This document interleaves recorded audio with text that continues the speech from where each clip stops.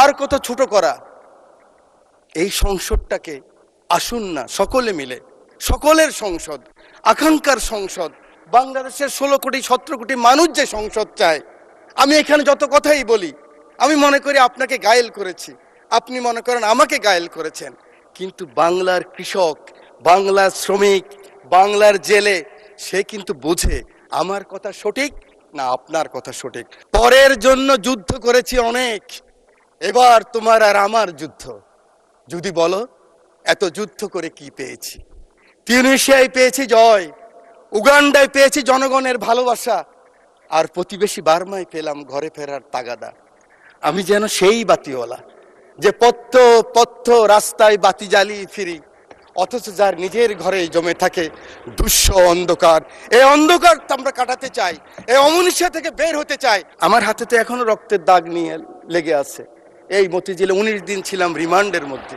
মানুষ আর এই হিংসা প্রতিহিংসা আর দেখতে চায় না। আমার মহাসচিব মহোদয় এখানে বসা আছেন, আমার মহাসচিব মহোদয়কে হেলমেট পরাই নিয়ে গেছি, নাম বলতে পারলাম না, একজন সেনাবাহিনীর প্রধানের সাথে মিটিং করার জন্য আজকের কৃষিমন্ত্রীর বাসায়। কারণ ওটা বেশি দিন নয়, 23 সালের কথা বলছি। জীবনের বাজি নিয়েই কথাগুলি করেছি আমরা। আমার নেত্রী 11 আমার নেতাকে যখন নিয়ে গেল খবর পেলাম আমি, কারণ 7 দিন আগে শেষ দিন আমার দেখা হয়েছিল আমার নেতা তারেক রহমানের সাথে, বেগম খালেদা জিয়ার সাথে 111-এর পরে হাওয়া ভবনে। সেদিন ছিল ওনার শেষ দিন। খবর পেলাম ওনাকে নিয়ে গেছে, ঢুকে গিয়েছে। 196 জন এমপি ছিল এই পার্লামেন্টে, আমি ঢুকেছি। আমার নেত্রীকে দেখেছি একজন মা, তার সন্তানের জন্য কি আকুতি, কি কান্না, কি বেদনা বিধুর আমি দেখেছি। আমি সেই কথা মনে রাখতে চাই। আজকে আমরা অনেকে আছি, কিন্তু ষড়যন্ত্র বন্ধ হয়নি। জাতীয়তাবাদী নেতাদের বেঁচে থাকতে হলে অনেক যুদ্ধ করতে হয়, ঐক্যবদ্ধ থাকতে হয়। আমরা সকলে আসুন একমত হই। আগামী দিনে যে চ্যালেঞ্জ আসবে, এই জাতীয়বাদী শক্তির বিরুদ্ধে আবার যে ষড়যন্ত্র আসবে, সেদিন কারাই প্রধানমন্ত্রীর জন্য জীবনের বাজি রাখতে পারবেন, বাংলাদেশের জন্য বাজি রাখতে পারবেন, সেরকম যদি একটা শক্তি সাহস থাকে, তখনই হবে সবার আগে বাংলাদেশ। তখনই হবে দিল্লি নয়, পিন্ডি নয়, অন্য কোনো দেশ নয়। জি, সময় বাড়ানো হলো আরো 4 মিনিট। Thank you very much. You are very welcome. Thank you very much. আমি আপনাকে ধন্যবাদ জানাই। আমার সংসদ নেতা, আমি ওনাকে হসপিটালও দেখেছি। একজন মানুষ তার কর্মীকে কত ভালোবাসলে, আমি অ্যাপ্রন পরে গিয়েছি, মাস্ক লাগাই গিয়েছি। আমি এমপি ছিলাম, দেখে চিনে নাই। সেই ছবি আপনারা দেখেন, কিন্তু মাথার মধ্যে ব্যান্ডেজ লাগানো। আমি মাস্ক খুললাম, অবাক হয়ে গেলেন, আপনি কেন আসছেন? আমার চোখের পানি পড়ছে, আমি পিছিয়ে আসলাম। আমি বলতে চাই, এই চ্যালেঞ্জ আবার আসবে।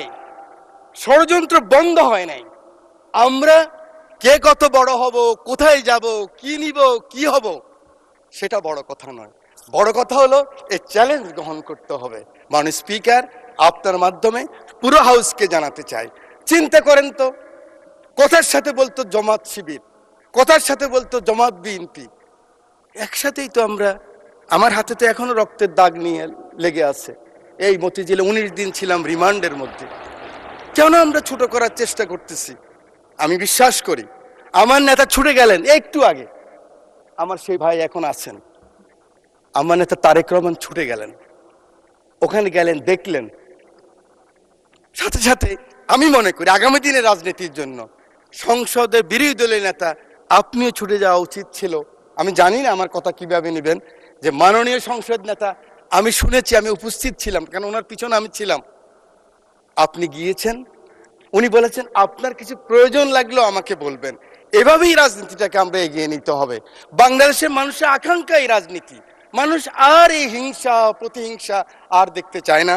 বক্তব্য আমি শেষ করছি।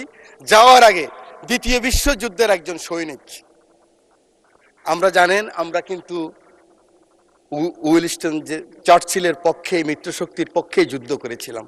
এবং আমরা কিন্তু বাঙালিরা সবসময় এরকম ছিলাম।